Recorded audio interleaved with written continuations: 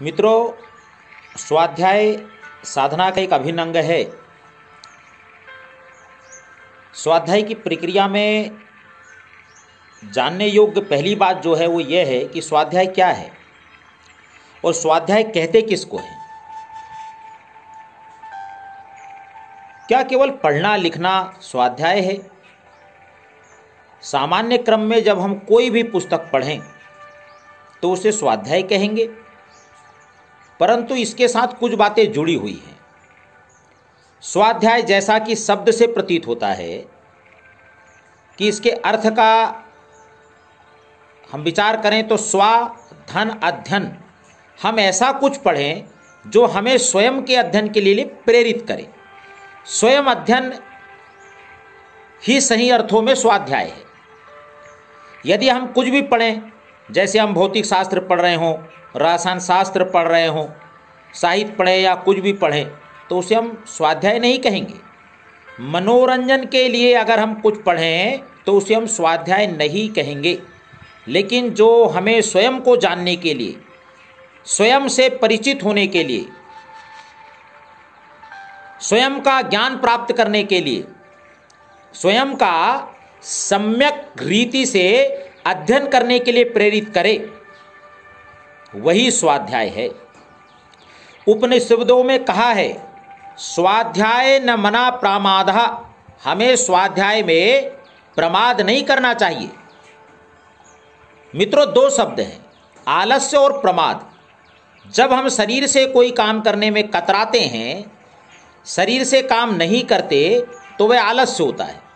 लेकिन जब हम मानसिक शिथिलता बरतते हैं तो वह प्रमाद कहलाता है। इसलिए स्वाध्याय करने के लिए मन में उत्साह भी होना चाहिए। योग सूत्र में महर्षि पातंजलि कहते हैं, स्वाध्याय तिष्ठ देवता संप्रह योगः। पातंजलि योग सूत्र के दूसरे अध्याय के 44वां श्लोक में वर्णन करते हैं, यदि स्वाध्याय हो तो इष्ट की प्राप्ति होती है। इसलिए स्वाध्याय सामान्य से कुछ अधिक गंभीर व गहन प्रक्रिया है।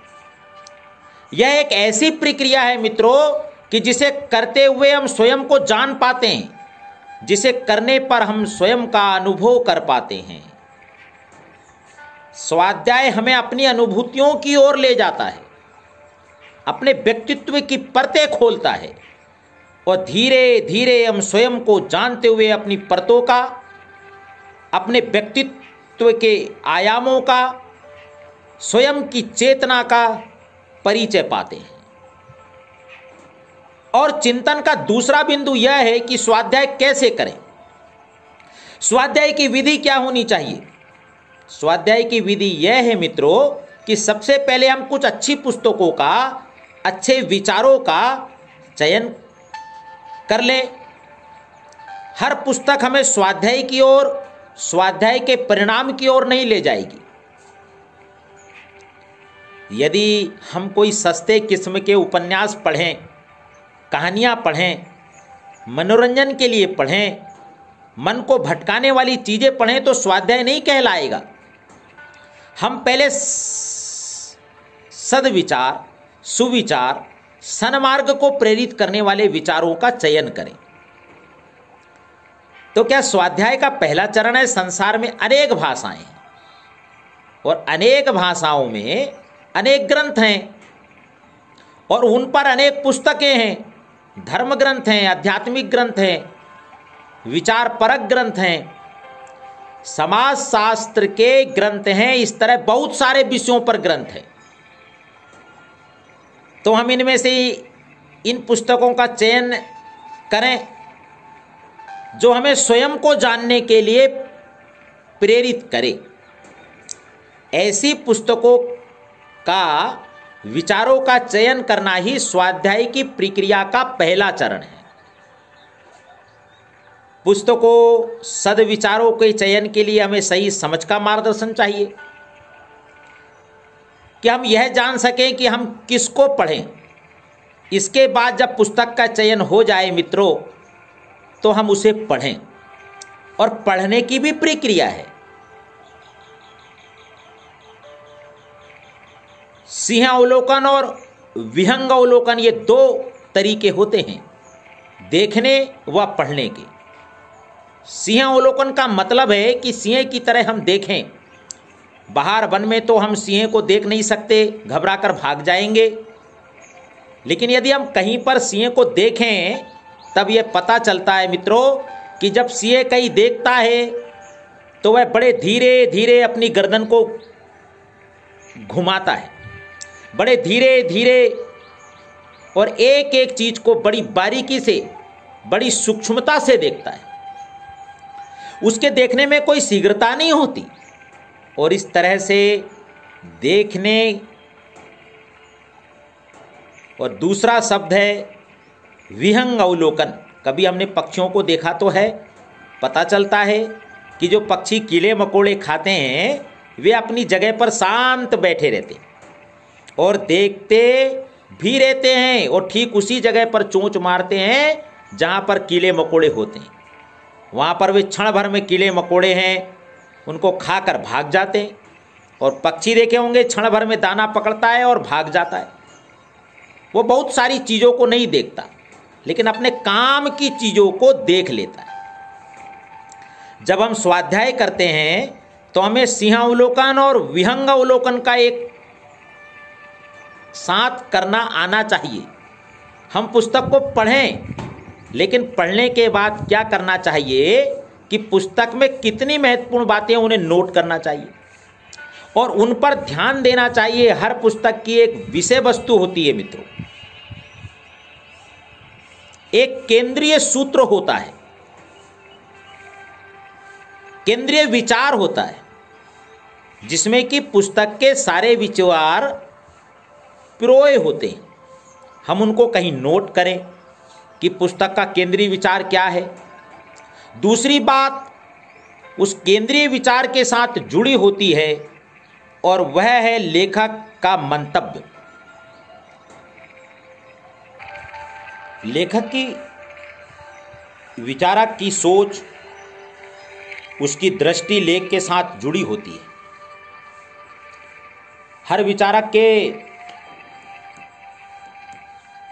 हर लेखक के सोचने का, देखने का, अनुभूति पाने का और अनुभूति देने का, अनुभूति करने का और उसे अभिव्यक्त करने का एक अपना ढंग होता है। जो भी पुस्तक पढ़ते हैं और जिन्होंने चीज़ों को गंभीरतापूर्वक पढ़ा है, वो इस बात को समझ जाएंगे। यह हमें पुस्तक को पढ़कर जान लेना चाहिए कि लेखक हमसे अपनी किस अनुभूति को बांटना चाहता है। उसके बाद क्या होता है कि हर पुस्तक में कुछ मुख्य बिंदु होते हैं। उन मुख्य विचारों की अभिव्यक्ति कितने आयामों में है, हमें वो कहीं लिख लेना चाहिए। अगर ये बातें हमने नोट कर ली है तो क्या होगा कि वो पढ़ी हुई पुस्तक हमारी स्मृतियों में और हमारे विचारों में बस जाएगी, और जब हम चाहेंगे तब हम उसके पन्ने पलट पाएंगे। इसके बाद भी हम अपनी मौलिकता नहीं खोनी चाहिए। हर लेख में, हर पुस्तक में एक दृष्टि होती है, एक अनुभूति, एक सोच होती है, जिसको कि लेखक अनुभव करता है और उसे हमारे साथ बांटता है और उसे अभिव्यक्त करता है। मित्रों, दूसरी बात यह है, पुस्तक या लेख पढ़ने से जो विचार व दृष्टि हम लेखक के द्वारा पा रहे हैं, उनमें कुछ हमारी मौलिकता है। इसलिए पुस्तक पढ़ने के बाद जब हम उसके महत्वपूर्ण बिंदुओं के बारे में लिखें तो हमें कुछ शब्दों में अपनी बात भी कहनी चाहिए। हमारी सोच भी उभर कर आनी चाहिए, हमारी भावनाएं भी उसमें आनी चाहिए कि इसमें महत्वपूर्ण बात क्या है, इस पुस्तक की समीक्षा क्या है, यह भी हमें नोट करना चाहिए। इस तरह स्वाध्याय के क्रम में पहला चरण पुस्तक को सही ढंग से पढ़ना हो गया और पढ़े हुए को सहेजना हो गया, लेकिन उसके साथ हमारी एक कार्य योजना भी होनी चाहिए। कार्य योजना अर्थात अगर इन विचारों को व्यक्ति के जीवन में, परिवार में या समाज में क्रियान्वित करें तो वो कैसे घटित होगा, इस कार्य योजना को बनाने के लिए पहले हम देखेंगे कि इस पुस्तक से कौन सी चीज़ें हमसे व हमारे जीवन से जुड़ी हुई, हमारे निजी जीवन को यह पुस्तक कितना प्रेरित करती है, प्रभावित करती है, चलाती है, क्या करती है, इसको भी हम देखें। जब हम इस ढंग से पुस्तक की समालोचना करेंगे तो हमें एक अनुभूति प्राप्त होगी जिसमें कि हम अपने को देख सकेंगे, अपने को जान सकेंगे और अपने वे लेखक के विचारों को हम क्रियान्वित करने का तौर तरीका निकाल सकेंगे और इसके साथ ही एक बेहतर कार्य योजना बना सकेंगे जिसे जीवन में अपनाया जा सके। यह कार्य योजना बड़ी कीमती है, बड़ी महत्वपूर्ण है। इसलिए पुराने जमाने में लिखी हुई पुस्तकें कम होती थी, गुरुमुख से सुने हुए सद्विचार ज़्यादा होते थे। गुरु अपनी अनुभूतियों को शिष्यों के साथ बांटते थे, तो उस समय हम स्वाध्याय की प्रक्रिया को 3 आयामों में बांटा करते थे: श्रवण, मनन और निध्यासन। श्रवण यानी सम्यक श्रवण, सही सही सुनना, हम उसे सुने जो कहा जा रहा है और उसे हम पूरी एकाग्रता, पूरी तल्लीनता, पूरी तन्मयता के साथ सुने। पहले श्रवण के द्वारा हमने बात सुनी, इसलिए प्राचीन युग में हमारे शास्त्रों में 2 ही बातें थी, एक श्रुति और एक स्मृति। श्रुति यानी जो सुना गया, इसलिए उपनिषदों को श्रुति कहा गया। इसमें गुरु ने सुनाया और शिष्य ने सुना। सुनने के बाद, श्रवण के बाद मनन। मनन में वो बातें आती हैं जिनके अनुसार हमें मुख्य बिंदुओं को समझना होता है, अपने विचारों को स्पष्ट करना होता है और कार्ययोजना बनानी होती है। कार्ययोजना तभी बनती है जब हम सही ढंग से मनन करते हैं। पढ़ी हुई चीज़ें भी हमें तभी समझ में आती है जब हम उनका मनन करते हैं।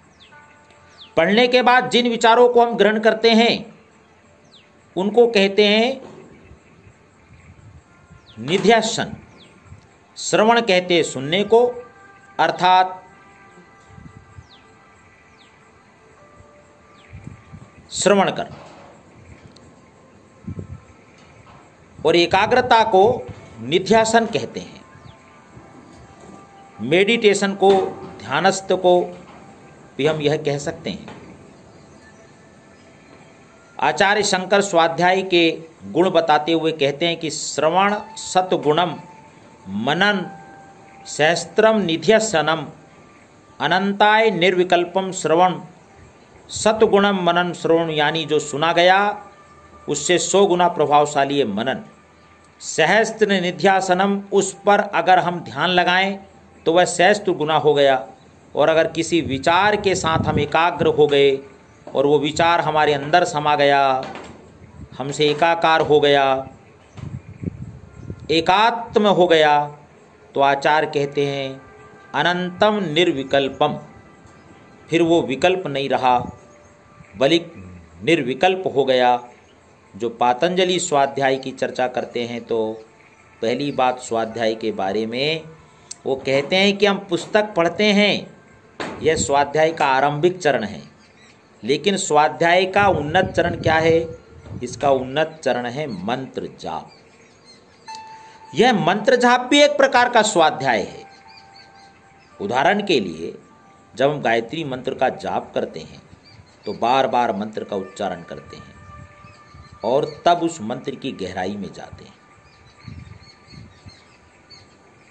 मंत्र जाप करने से पहले गुरु से मंत्र की दीक्षा ली जाती है, जिसमें गुरुमुख से हम मंत्र सुनते हैं।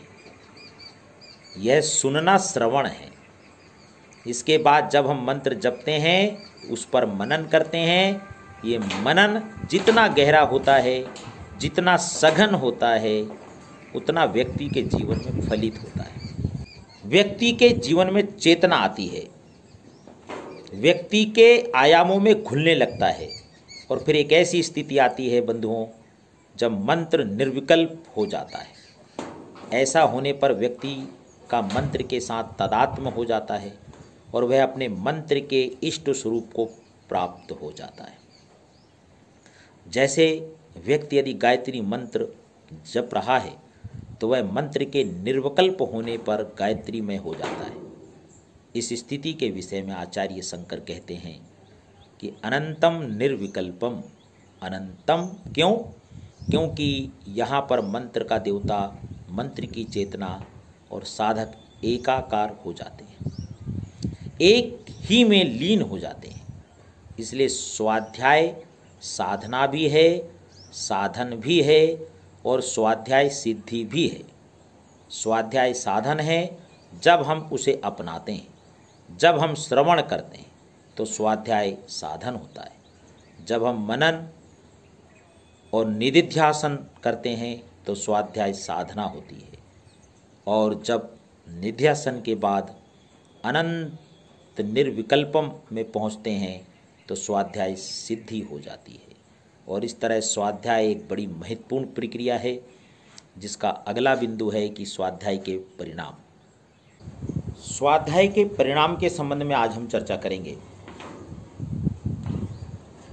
अभी तक तो स्वाध्याय की प्रक्रिया हुई, फिर इसका अगला चरण क्या है, इसके परिणाम क्या है। अगर हम मंत्र जपते हैं या पुस्तक पढ़ते हैं तो पहली बात है कि स्वाध्याय हमारे व्यक्तित्व की, हमारे विचारों की पुनर्रचना करता है। इसके माध्यम से हमारा वैचारिक नवनिर्माण होता है। हर व्यक्ति की अपनी एक सोच है, उसके विचार हैं, भाव हैं, दृष्टिकोण हैं। देखा जाए तो एक छोटे बच्चे की भी अपनी एक सोच होती है मित्रों, उसका भी देखने का अपना एक ढंग है।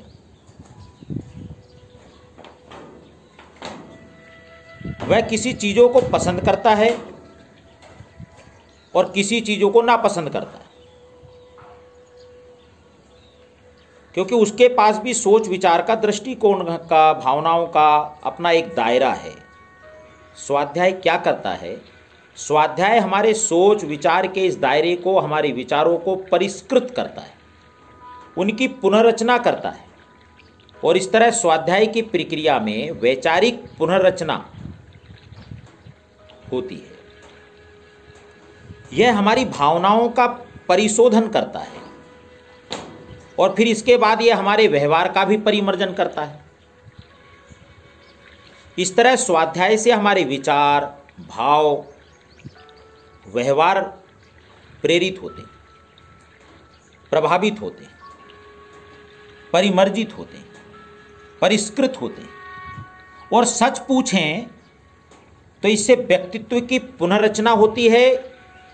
इस तरह से स्वाध्याय के परिणाम स्वरूप हमारा व्यक्तित्व एक नए रूप में ढलता है और इसका रूपांतरण होता है, रूपांतरण होता है, रूपांतरण होता है। आए जीवन में हम स्वाध्याय अपनाएं। वंदे विश्व गौ माता।